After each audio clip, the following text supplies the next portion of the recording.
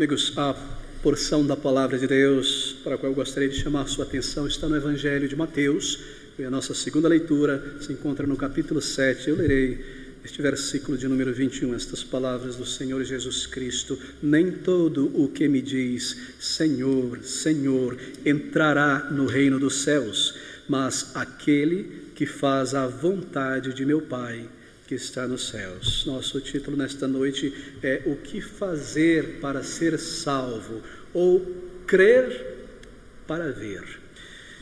São palavras do Senhor Jesus Cristo e, penso eu, uma das mais solenes advertências e rogos do Senhor Jesus Cristo em todos os seus discursos. E é muito interessante que são ditas logo após um longo discurso, o Sermão do Monte. O Senhor conclui todo aquele ensino e Ele adverte os seus ouvintes a reterem e colocarem em prática aquilo que Ele ensinou. Bem, queridos amigos, é sobre a verdadeira fé e aquilo que não é fé em Jesus Cristo. Há inúmeras passagens na palavra de Deus que são advertências da parte do Senhor, mas essas advertências, elas também são rogos de misericórdia, porque o Senhor Jesus Cristo, Ele não veio apenas para advertir, Ele veio para salvar. Assim, com muita bondade, Deus eterno, que vê o coração, que percebe a nossa situação, as barreiras, os impedimentos em nosso caminho, Ele adverte, Ele aponta o problema, Ele chama pessoas a irem a Deus por meio dele, da maneira bíblica, da maneira correta. E aqui nós temos um desses exemplos, uma advertência do Senhor.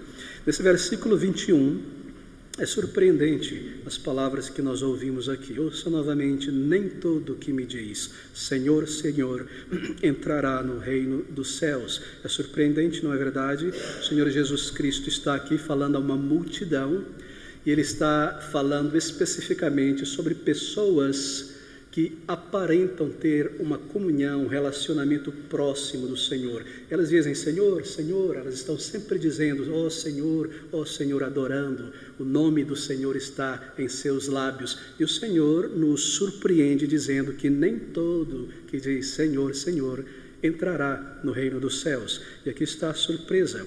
Senhor, Senhor sempre indica familiaridade, um relacionamento. E essas pessoas que o Senhor adverte, e pode ser o caso de algum de nós aqui nesta noite, certamente foi o meu caso antes do Senhor abrir os meus olhos espirituais, pessoas que reivindicam um relacionamento espiritual com Deus, o selo da aprovação de Deus em suas vidas, mas que de fato não conhecem o Senhor Jesus Cristo pessoalmente, por experiência, e não são assim por dizer conhecido dele em um relacionamento. Bem, há muitas pessoas, diz o Senhor Jesus Cristo, que imaginam que irão para o céu. No versículo 22 ele diz: muitos me dirão naquele dia Senhor, Senhor, não profetizemos nós em teu nome não expulsamos demônios, e em teu nome não fizemos muitas maravilhas.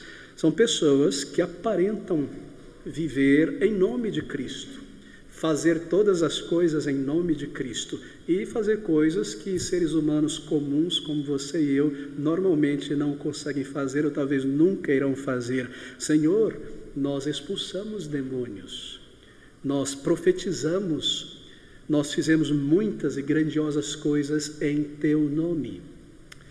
Queridos amigos, o ponto aqui é a diferença entre pertencer ao Senhor e se identificar com o Senhor Jesus.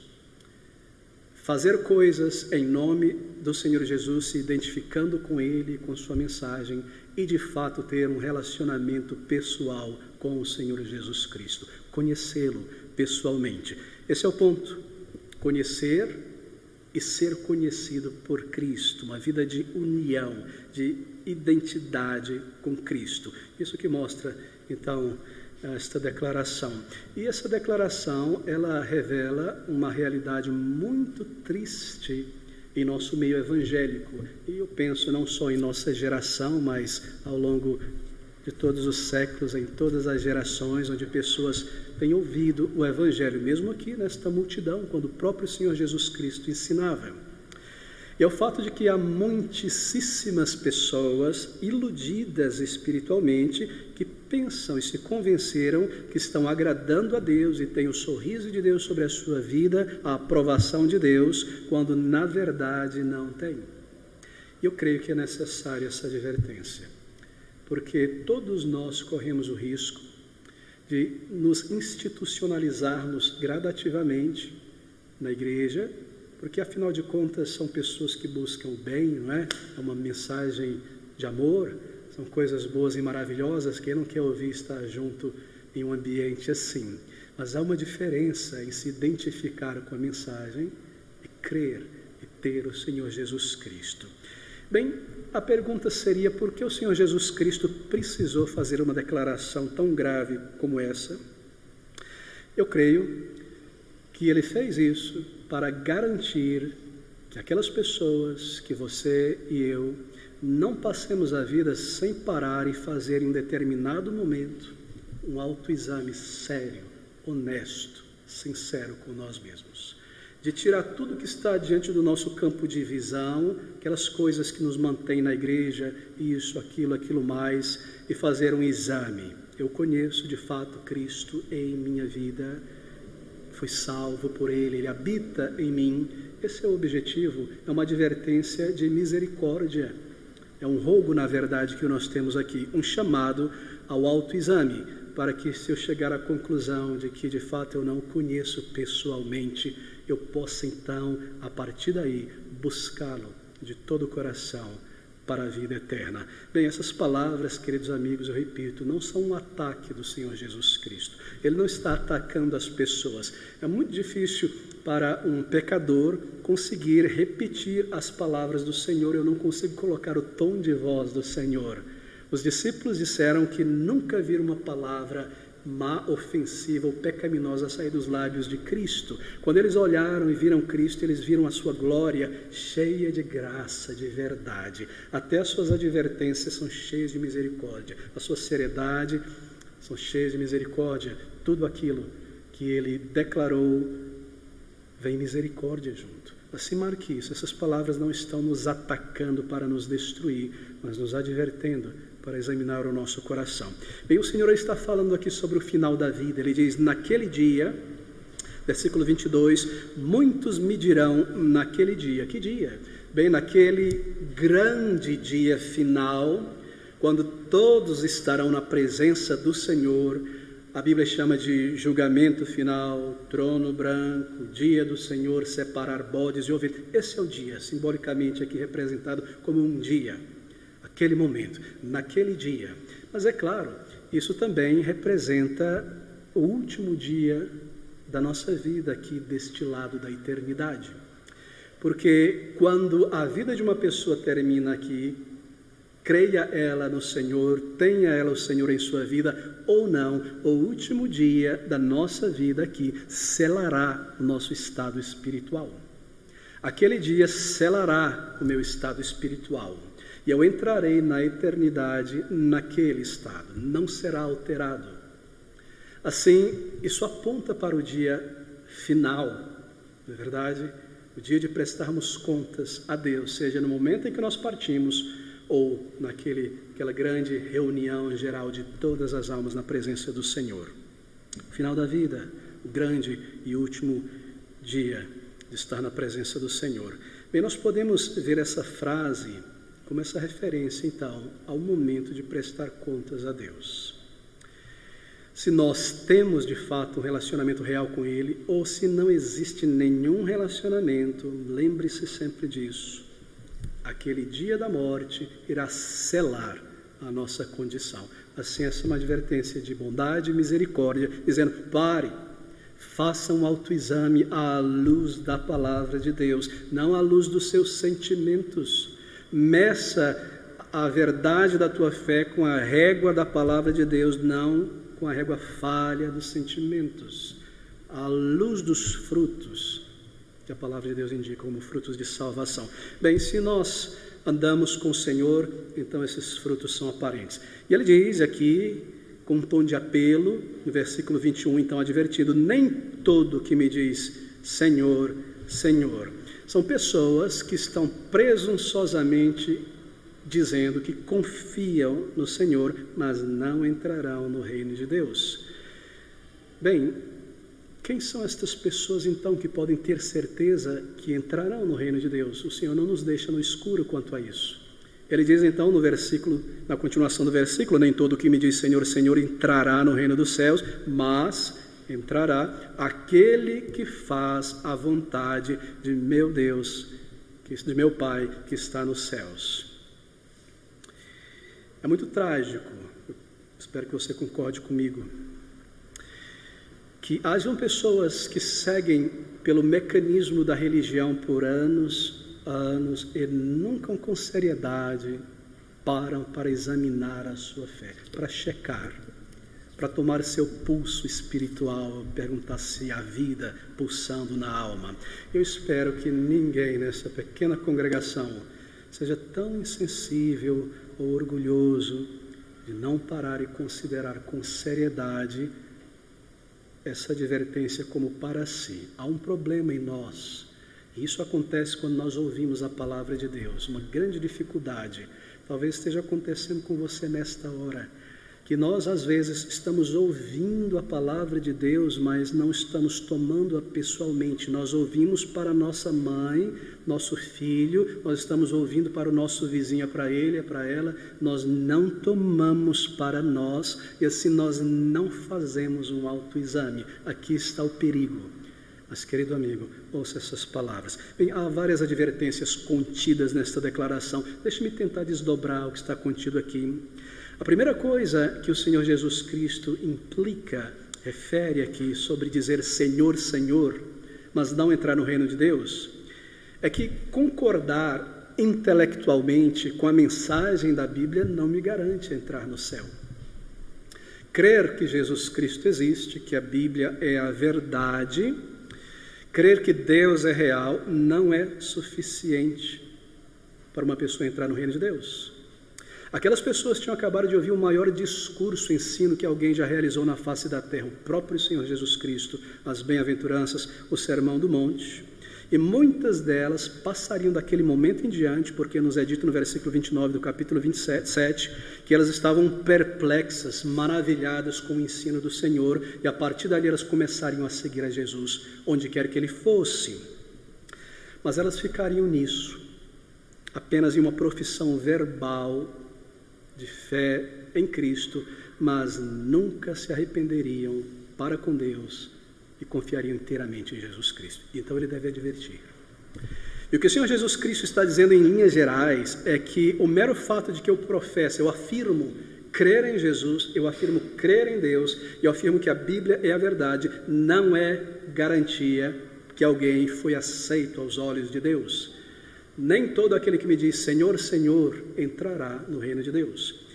Outro segundo elemento contido nessa advertência nos informa que a extensão do nosso conhecimento sobre o cristianismo também não é segurança de salvação.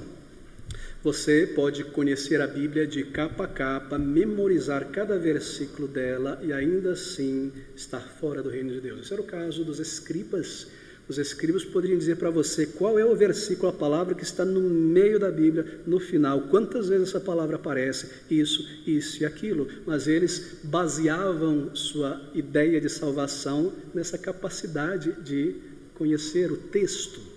Assim, o conhecimento extenso do cristianismo ou sua história, um diploma em teologia não garante, não é selo e segurança de que alguém será recebido por Deus naquele dia. Nem todo que me diz Senhor, Senhor entrará na vida eterna. Em terceiro lugar, essas palavras do Senhor Jesus Cristo informam que ter uma convicção muito forte na existência de Deus, crer realmente Deus é real, os anjos são real, a realidade espiritual é verdadeira, há uma vida após a morte, também não é garantia de que alguém está justificado aos olhos de Deus, que ela seja salva, que ela entrará no reino de Deus. Isso se refere às emoções, não é?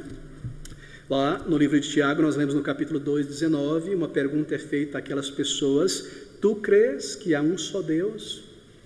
Bom, isso não é grande vantagem, até os demônios creem. e tremem, mas eles não se arrependem. Assim, crer que só há um Deus e não um monte de deuses e divindades e isso e aquilo, não é garantia de que alguém está salvo. Porque uma crença forte, convicta nas realidades espirituais, não é a mesma coisa de encarar os meus pecados e ir ao Salvador para o perdão e a vida eterna. Fé pessoal no Senhor, uma experiência de conversão. Em quarto lugar, essas palavras do Senhor Jesus Cristo também nos informam, marque você, eu creio que isso é muito disseminado em nossos dias, como um argumento para a salvação. Elas dizem que a intervenção de Deus na vida de uma pessoa, por exemplo, socorrendo essa pessoa, abençoando-a com alguma questão material ou emocional, livrando ela de um acidente, a intervenção ou intervenções de Deus na vida de uma pessoa não significa que essa pessoa esteja salva. Veja, eu não estou dizendo que essas coisas não aconteceram. Sim, Deus intervém na vida de mesmo pessoas que um dia terminaram seus dias condenadas, porque nunca buscaram o Salvador, mas a intervenção de Deus em nossa vida nesta jornada, para livrar, para abrir uma porta, para proteger, não é garantia de vida eterna. Nem todo o que me diz Senhor, Senhor, na adoração e oração, tem um vocabulário cristão, entrará no reino de Deus. Certamente, as experiências que nós podemos ter da intervenção clara do Senhor em uma situação de nossa vida são marcantes muitas vezes, despertam em nós um senso da realidade espiritual de Deus, que a vida não é só isso aqui, asfalto, muro, prédio, ônibus, que há um Deus e que Ele ouve sim e que Ele responde. Todavia, de acordo com este ensino do Senhor Jesus Cristo aqui, queridos amigos, mesmo estas experiências não são provas, garantias de que somos aceitáveis aos olhos de Deus. Que uma pessoa já está aceita. E as pessoas às vezes dizem coisas da seguinte maneira: bom, porque Deus fez isso e aquilo por mim, então eu tenho certeza que eu estou bem com Ele, Ele gosta de mim, Ele vai me receber lá um dia. De maneira alguma. A palavra de Deus é muito clara. O fato de Deus ter lhe dado algo, abençoado com algo, não significa que teus pecados, os meus pecados, já foram perdoados. Esse é um outro assunto. Nem todo que me diz, Senhor, Tu me abençoastes, Senhor, Senhor, entrará no reino de Deus. E aos poucos você percebe como essa advertência se torna mais grave, mais solene, ela perscruta todas as nossas experiências humanas que nós nos baseamos para a vida eterna. Bem, o dia de julgamento, diz o Salvador, revelará coisas para nós estranhas. A esperança de muitas pessoas irá evaporar naquele momento. O vazio, o engano da religião de muitos que baseavam sua esperança do céu em um currículo religioso, em um pedigree, ter nascido em um meio religioso. Tudo isso será como uma bolha de ar, se evaporará imediatamente na presença do Senhor. Então, muitos serão expostos a estas vergonhas, a este terror que é declarado pelo próprio Salvador aqui. Eu vos direi, nunca vos conheci, apartai-vos de mim. Esta advertência ela vai tomando uma forma cada vez mais solene. Isso deve me impelir a parar, a examinar o meu coração. Querido amigo, querida amiga, há uma diferença entre desejar a salvação e ser salvo. Há uma diferença em desejar muito e ser salvo. Às vezes nós erramos porque nós pensamos da seguinte maneira: não há nenhuma evidência em mim para a salvação, tudo que há é talvez emocionalismo, algumas coisas que eu cresci no lar cristão, e o tempo todo eu sou confrontado com a palavra de Deus e eu falo assim, não quero pensar sobre isso, que isso é difícil, é doloroso, quero continuar crendo que eu sou salvo. Quão nécios nós podemos ser! É como alguém que não quer fazer um exame porque está com medo de descobrir que está doente, prefere morrer com a doença do que buscar a cura. Assim, esta advertência ela vem direto a cada um de nós nesta noite. Veja, ele segue advertindo então no versículo 22, ele diz assim: muitos, não poucos, É uma realidade muito abrangente. Muitos me dirão naquele dia: Senhor, Senhor, não profetizamos nós em Teu nome, e em Teu nome não expulsamos demônios, e em Teu nome não fizemos muitas maravilhas? Observe que essas pessoas com quem o Senhor aqui conversa, não é? Apontando para a eternidade, porque isso irá acontecer. Isso não é poesia, não é um símbolo, isso irá acontecer. Essas pessoas com quem o Senhor conversa aqui, como eu disse no início, não são meros frequentadores de igreja, não. Ele não está falando aqui com um estirpe menor de religiosos, não. Ele está falando com pessoas aqui que são altamente religiosas, talvez mais religiosas do que qualquer pessoa que você e eu já conhecemos. Como nós sabemos disso? Bem, veja o currículo dessas pessoas. Elas apresentam o currículo ao Cristo. Senhor, o Senhor não vai nos deixar entrar no céu? Olha aqui o nosso currículo. Observe o currículo delas. Senhor, em Teu nome, versículo 22, não profetizamos, nós profetizamos em Teu nome, Senhor. Houve profecia. Senhor, em Teu nome nós expulsamos demônios, fizemos maravilhas em Teu nome. Profetizaram, expulsaram demônios, fizeram maravilhas, não uma vez, muitas vezes, está no plural aqui. Agora observe, é surpreendente que são a estas pessoas que de fato fizeram tudo isso, profetizaram, expulsaram demônios, fizeram sinais de maravilha, é a elas que o Senhor dirige estas palavras tão temerosas, tão horríveis de escutar e saber que é uma realidade em minha vida. Nunca vos conheci. Apartai-vos de mim, aquilo que vocês praticaram é iniquidade. Como assim? Como assim? Expulsar demônio, profetizar, fazer coisas maravilhosas, isso é iniquidade? Observe algo mais surpreendente. Essa advertência, ela começa a tomar uma gravidade realmente amedrontadora. Porque o Senhor Jesus Cristo, em sua resposta, Ele não está dizendo: olha, vocês que estão dizendo aí que expulsaram demônios, fizeram maravilhas e profetizaram. É mentira, vocês não fizeram nada disso. Ele não diz isso. Isso significa que eles de fato fizeram isso. Eles sim expulsaram demônios. Eles sim profetizaram em nome de Jesus. E eles sim fizeram maravilhas. O Senhor não nega isso. Tudo o que Ele diz é: nunca vos conheci. Muitos me dirão, quando Cristo reunir toda a humanidade, ou naquele dia de prestar conta: Senhor, nós temos um currículo extenso na Tua casa, no Teu reino, entre aspas, ao longo da nossa jornada. E o Senhor está dizendo que nós não entraremos no reino de Deus, no Teu reino, que nós seremos barrados na porta. Tudo que elas ouvirão é isto: nunca vos conheci. Isso significa dizer: eu nunca aprovei o que vocês fizeram. Eu nunca tive prazer no que vocês fizeram. O que vocês fizeram, embora usando o meu nome, não foi sobre a minha ordem e autoridade. Apartai-vos de mim. Nunca vos conheci. Sabe o que é conhecer aqui, esta palavra? Ela aparece em muitos lugares no Novo Testamento e também no Antigo Testamento. Conhecer aqui não é saber. Será que Jesus Cristo está dizendo: eu nunca soube da existência de vocês? Ele é o Deus eterno. Ele não está dizendo: poxa, quem são essas pessoas? Eu não criei elas, como é que elas apareceram aqui? Eu nunca conheci vocês antes. Não, não é saber. Claro que Ele sabe. Conhecer aqui é relacionamento. Nunca tive um relacionamento com vocês como Salvador e vocês como meus filhos. Vocês nunca vieram a mim. A Bíblia diz que aqueles que Deus conheceu na eternidade passada, e esse conhecer é de um relacionamento, os amou, não apenas que soube sobre eles. É a mesma palavra que nós encontramos lá em Gênesis, quando Adão recebe a sua mulher, e nos é dito que ele a conhece pessoalmente, é relacionamento real. Nunca os conheci, vocês não são dos meus, vocês fizeram tudo isso, mas não em minha autoridade, eu nunca aprovei o que vocês fizeram.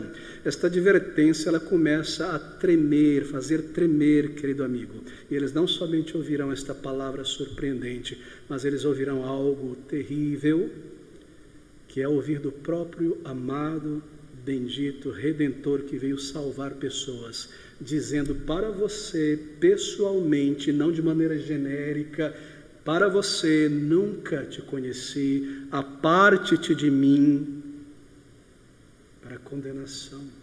Isso é horrível de pensar.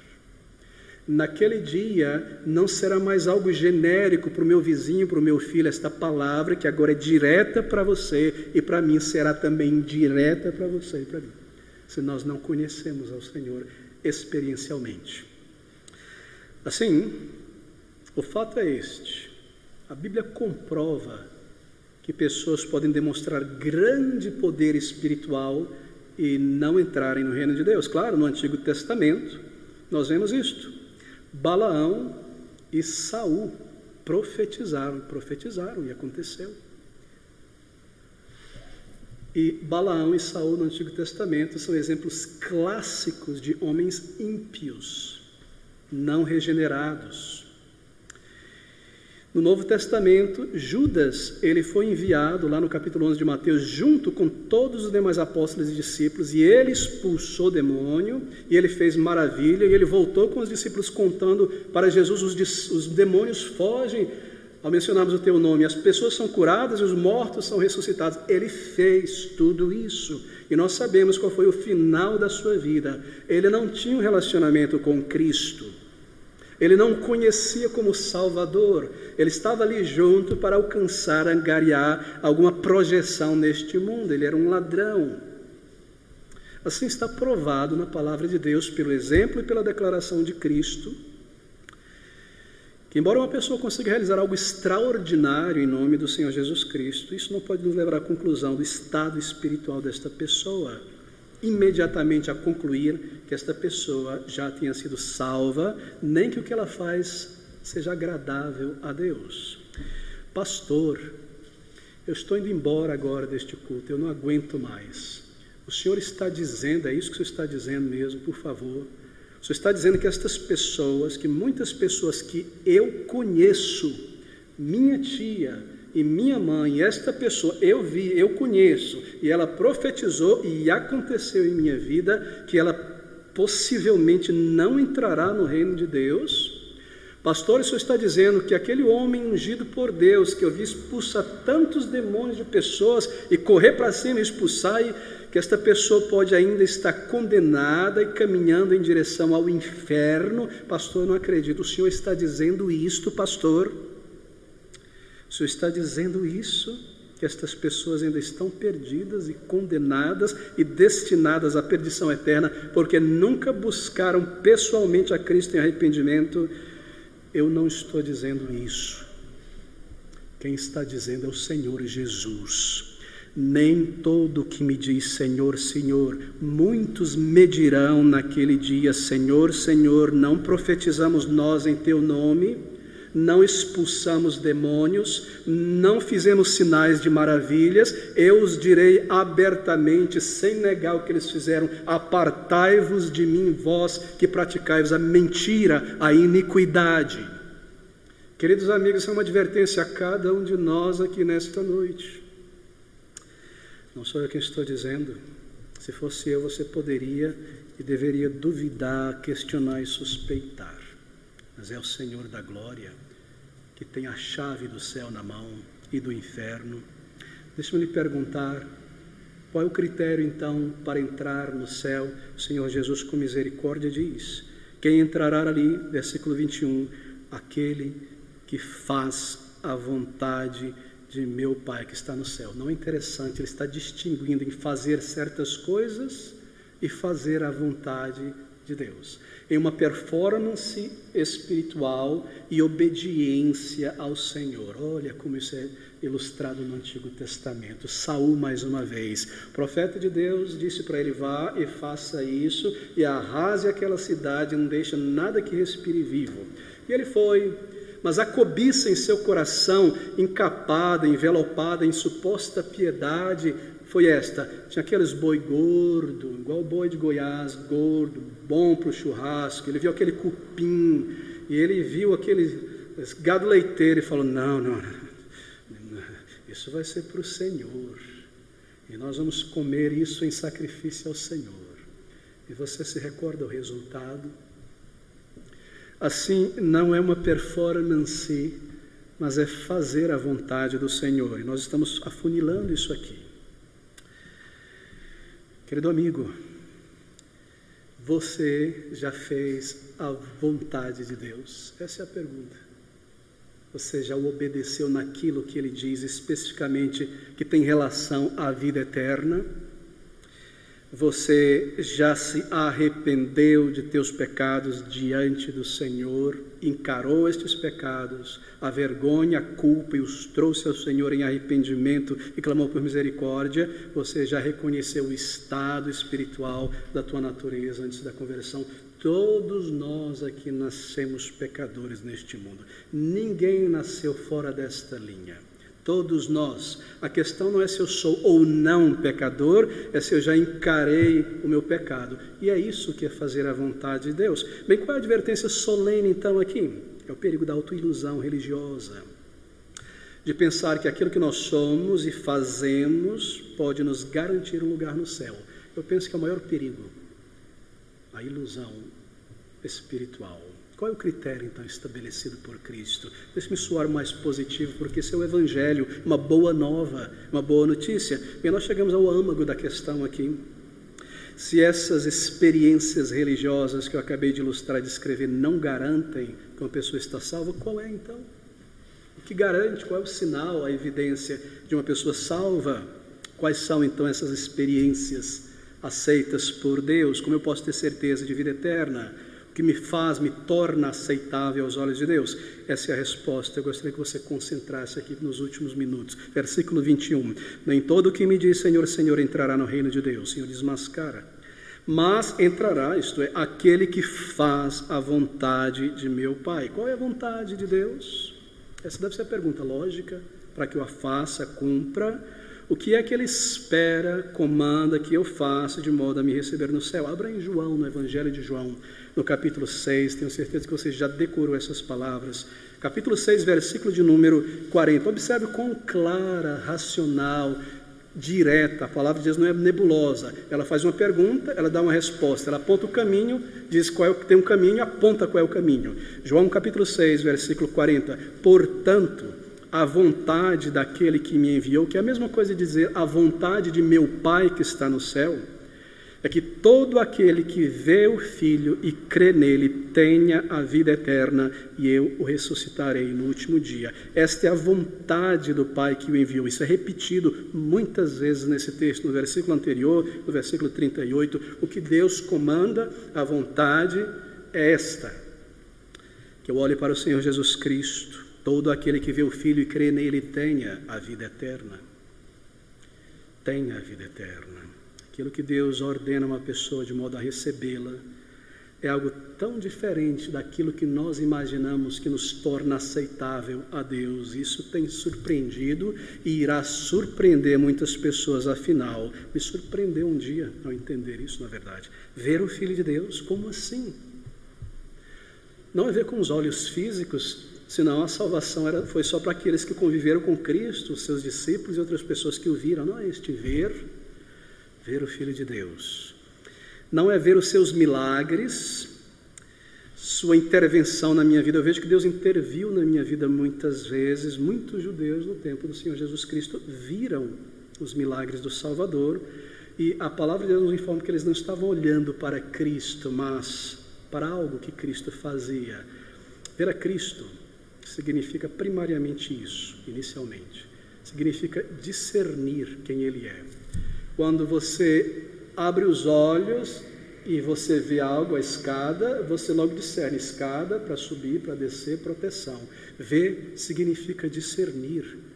E quando eu ouço sobre Ele, eu vejo aqui, eu discerno: este é o Salvador que Deus enviou. Ele veio para salvar, Ele salva pecadores. Eu preciso desta salvação. Ver é discernir. Ver é discernir que Deus o enviou com uma justiça que eu devo dar ao Pai e eu não tenho. Provida a salvação, uma dádiva, um presente, um dom. Discernir que Cristo vir a este mundo é misericórdia de Deus. ver com os olhos da fé, como o único caminho, como Salvador, ver a Jesus, olhar para Ele, fechar este zoom da câmera nele, aqui estou eu sinto e vejo a minha pecaminosidade, os cordéis da morte começam a me cercar, angústia, eu estou condenado, se eu morrer hoje eu estou perdido, tantas coisas, tantas vozes, tantos sentimentos, fecha o zoom desta câmera nele, olhe para Ele, Ele é o Salvador, clame a Ele, vá a Ele, veja Ele como um Salvador que pode te salvar. Olhe para o Senhor Jesus Cristo, que todo aquele que vê o Filho e crê nele tem a vida eterna. Bem, esta mensagem, ela não é nova. A mensagem do Novo Testamento não é diferente da do Antigo Testamento. Salvação sempre foi por meio do Senhor Jesus Cristo. É a mesma. A vontade de Deus no Novo Testamento não é uma e no Antigo Testamento outra, sempre foi esta vontade de Deus para a salvação de pessoas, o mesmo meio de salvação. Abra comigo em Isaías capítulo 45, observe o Senhor Jesus falando aqui, do versículo 22 ao versículo 25, Isaías 45, 22 a 25, observe. Isso aqui é uma reverberação do que é dito pelo Senhor Jesus Cristo em sua encarnação no Novo Testamento. Ele diz: olhai para mim e sereis salvos vós todos os termos da terra, porque eu sou Deus e não há outro. Por mim mesmo tenho jurado, já saiu da minha boca a palavra de justiça, e não tornará atrás, diante de mim se dobrará todo o joelho. Diante de quem se dobrará todo o joelho? Do Senhor, do Salvador. E por mim jurará toda a língua. De mim se dirá: deveras no Senhor a justiça e força, até Ele virão. Observe agora, versículo 24 reverbera o versículo 21 e 23 lá do nosso capítulo de Mateus. De mim se dirá: deveras no Senhor a justiça e força. Me dirão, se falarão de mim: eu tenho expulsado demônio, eu tenho feito maravilha, eu tenho tido sonhos, revelações, o Senhor me deu isso. Até Ele virão, mas serão envergonhados todos os que se indignarem contra Ele. Como assim? Volte lá a Mateus, a Mateus, o nosso texto. No versículo 21, 22, o Senhor narra as palavras destas pessoas. Observe a indignação delas. Muitos me dirão com indignação: Senhor, como? O Senhor não nos deixa entrar? Nós expulsamos demônios. Indignação, isso que ele está dizendo: serão envergonhados todos os que se indignarem contra ele. E a vergonha vai logo na frente: nunca vos conheci. Em público, apartai-vos de mim, olhai para mim. É isso que o Senhor Jesus Cristo está dizendo em toda a Bíblia, do início ao fim da palavra de Deus. Olhar para Ele, fazer este zoom nele. Na minha angústia clamei ao Senhor. Veja, olhe para Ele. Você tem dúvidas? Olhe para Ele, Ele pagou no lugar de pecadores. Vá a Ele, creia nele, clame a Ele. Ele é a única esperança. Feche o olhar nele, põe a tua fé nele. Vá, corra a Ele. É um turbilhão de dúvidas. Ore ao Senhor, clame a Ele, vá a Ele, ver a Jesus Cristo Salvador. Olhai para mim. Isso se repete, se repete, se repete na palavra de Deus. Você se recorda as palavras do Senhor Jesus Cristo, João capítulo 3, versículo de número 14, o que ele diz ali? O Senhor Jesus Cristo, ele toma uma passagem do Antigo Testamento e a aplica. Ele diz: isto representa a mim, e é isso que vocês devem fazer. João capítulo 3, versículo 14 ao versículo de número 15. Temos uma página. Estas palavras: e como Moisés levantou a serpente no deserto, assim importa que o Filho do Homem seja levantado, para que todo aquele que nele crê não pereça, mas tenha a vida eterna. Por que Moisés levantou aquela serpente de metal? As pessoas estavam morrendo, picadas de serpentes abrasadoras, fervendo em febre, morrer. O Senhor disse a Moisés: levanta uma estaca, põe esta serpente lá, a pessoa que longe simplesmente vê será curada. E ele está dizendo: eu serei levantado nesta cruz. Isso representa a mim, para todo aquele que olhar para mim pela fé. fé. Olhe para Jesus pela fé, será salvo. Você será salvo se você olhar com os olhos da fé. Olhar é isso. Eu olho para mim e eu não justifico mais. Eu sou um pecador, eu estou condenado, então eu olho para o Senhor Jesus. Eu vou a Ele.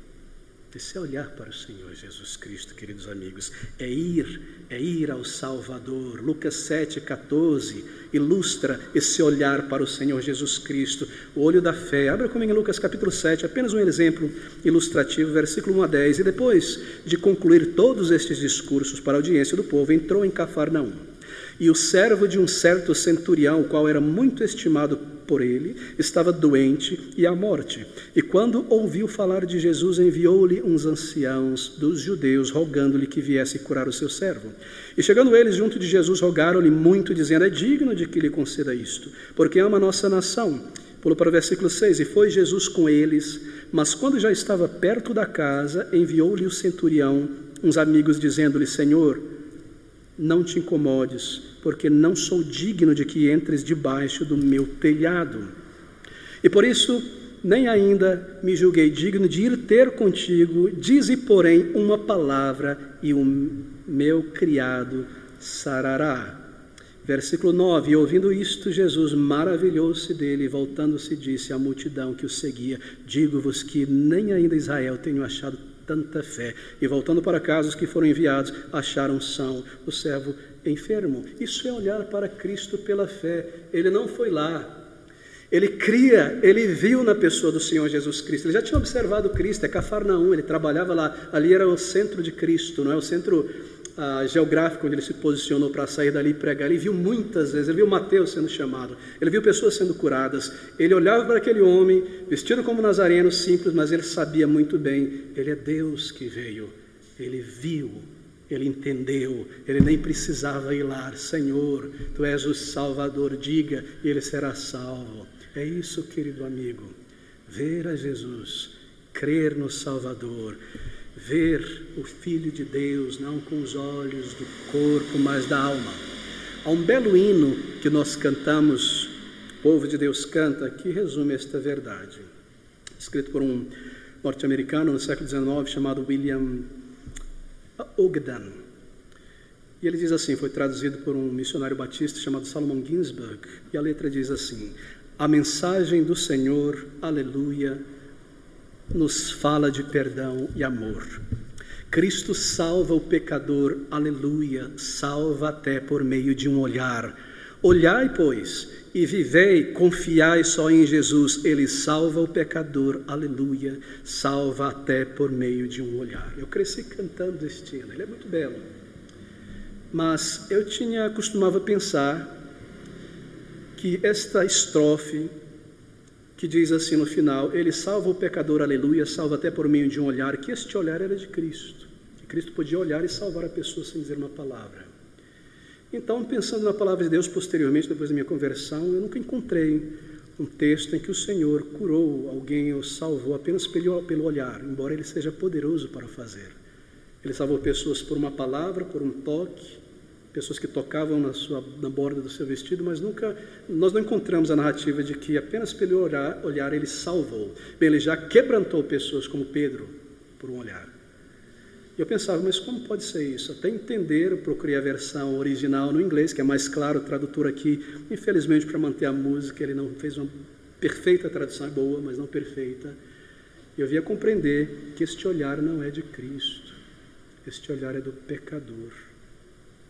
Ele salva, se você simplesmente olhar, até por meio de um olhar, a serpente naquela estaca, creia nele, vá a ele, vá hoje, esta noite, não demore, não deixe para amanhã, apenas olhar. Ele não cobra uma fé de ouro, uma simples fé, um verdadeiro arrependimento, apenas olhar, ir a ele, ver, para crer.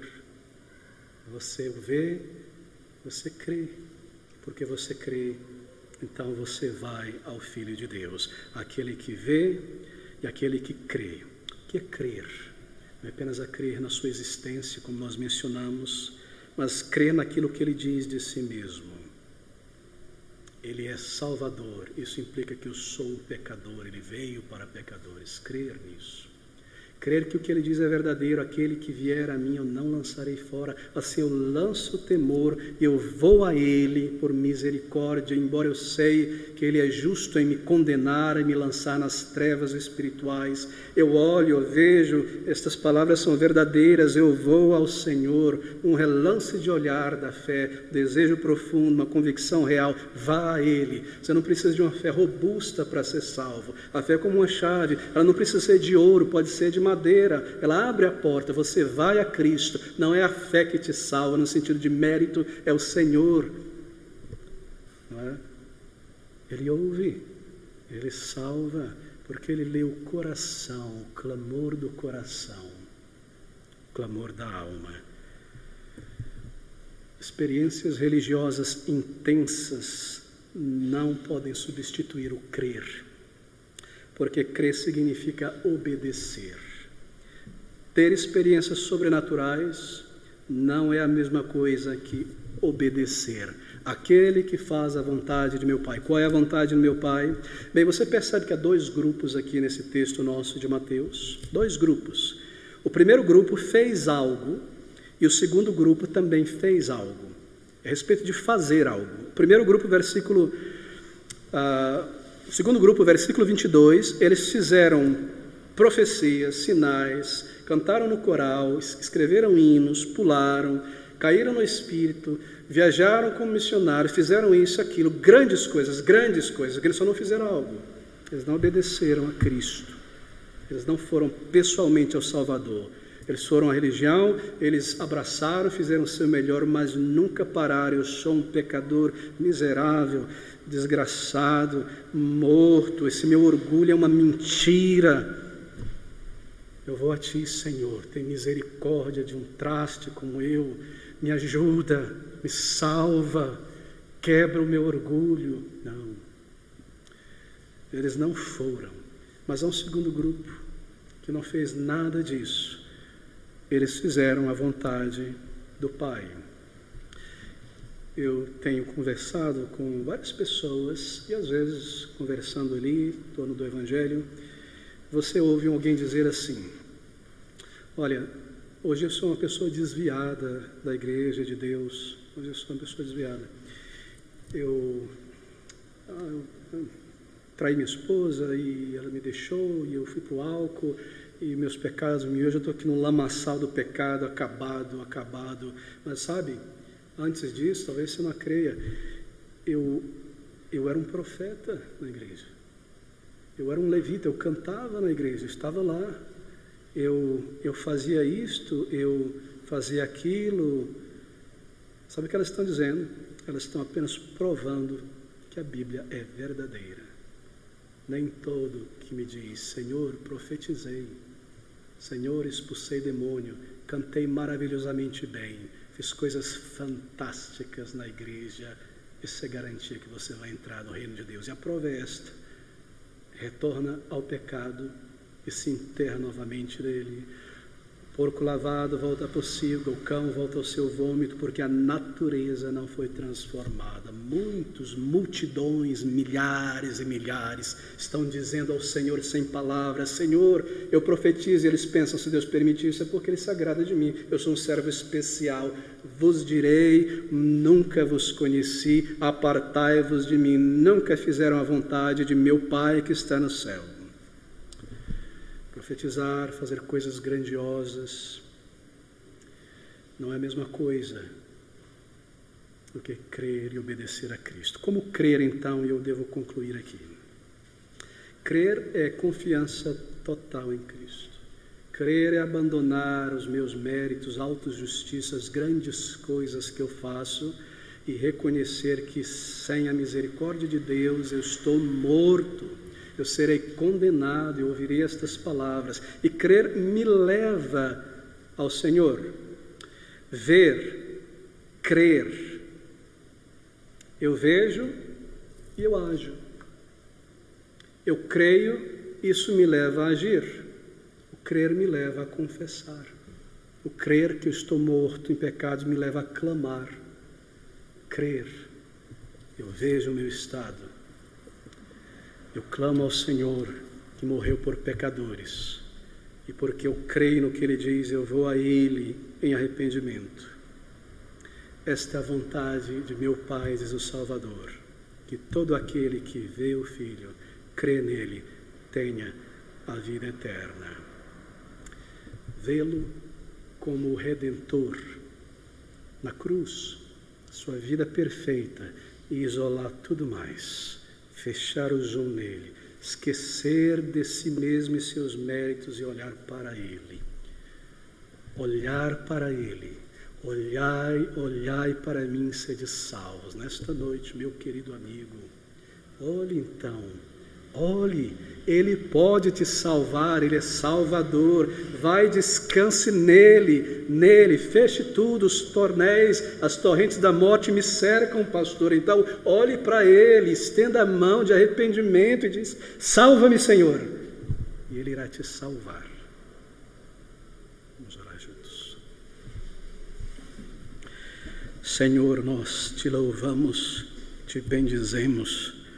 O Senhor é tão misericordioso que salva o pecador, aleluia, mesmo com uma simples fé e um clamor do coração. Oh, nosso Deus, ouve o clamor do coração nesta noite e salva completa e perfeitamente, segundo a tua promessa, almas preciosas que se voltam a ti sem conseguir sair do pecado, que clamam a ti, que caem aos teus pés espiritualmente. Ouve o clamor da alma, Deus de graça e misericórdia, e visita-nos com a tua salvação. Humilde e reverentemente te rogamos, ó Salvador. Nós oramos assim, em nome do Senhor Jesus, e para o teu louvor, ó Pai. Amém.